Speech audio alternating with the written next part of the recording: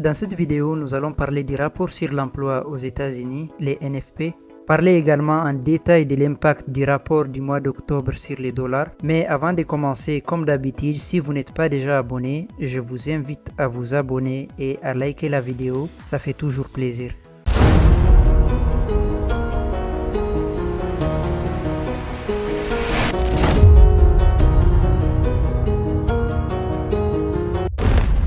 Les vendredis passés, on avait eu les rapports sur l'emploi aux États-Unis et les créations d'emplois ont énormément chuté. C'est les chiffres les plus bas depuis plus de 3 ans. Comme vous voyez ici, on n'avait pas eu un chiffre aussi bas depuis 2020.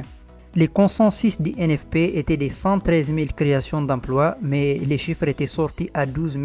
C'était vraiment catastrophique, surtout dans une période où la Fed est beaucoup plus concentrée sur la croissance que sur l'inflation. Quant au taux de chômage, il était resté stable. Le consensus était de 4,1% et il était sorti à 4,1%. En vérité, les économistes s'attendaient déjà à ce que les embauches ralentissent énormément en octobre. Il y avait eu des ouragans aux États-Unis et il y avait également plusieurs compagnies importantes dont Boeing qui étaient en grève. Pour ceux qui sont sur mon canal Telegram, j'en avais parlé en détail avant la publication du NFP. Lors de la publication des données, le dollar a baissé, mais il a repris tout de suite, juste après quelques minutes, il a repris sa hausse. En général, durant les mois d'octobre, les Américains ont toujours du mal à travailler, donc les facteurs saisonniers ont également joué un rôle. C'est pour cela que généralement, les chiffres du NFP en octobre ont tendance à être faibles à cause des conditions météorologiques aux États-Unis. Et quand on regarde ces graphes, on voit qu'il y a eu plus de 500 000 personnes qui n'ont pas pu aller travailler. Pour être plus précis, il y avait plus de 512 000 personnes qui n'ont pas pu aller travailler. Alors que généralement, si vous regardez depuis 1976 jusqu'en 2024, en moyenne, on a 47 000 personnes qui n'arrivent pas à aller travailler à cause des conditions météorologiques. Mais en octobre 2024, on a atteint un niveau historique et c'est pour cette raison qu'on a eu un NFP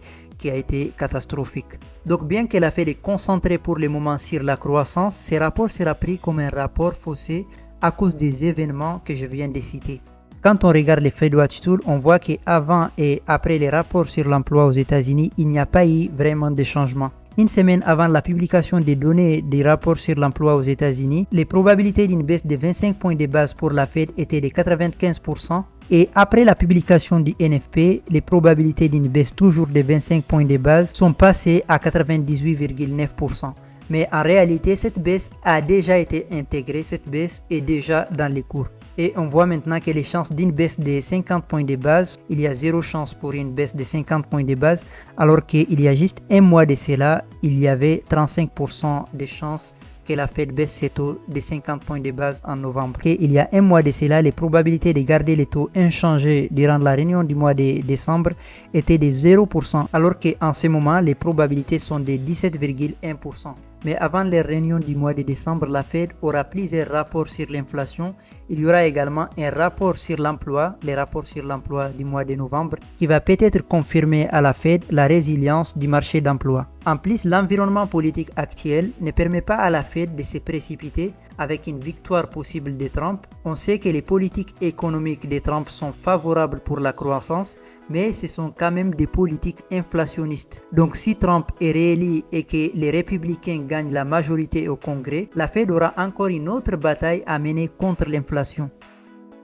Donc la semaine prochaine, les marchés vont énormément se concentrer sur les élections présidentielles aux États-Unis. Ça va être le sujet le plus important pour les marchés avant la réunion de la Fed le jeudi.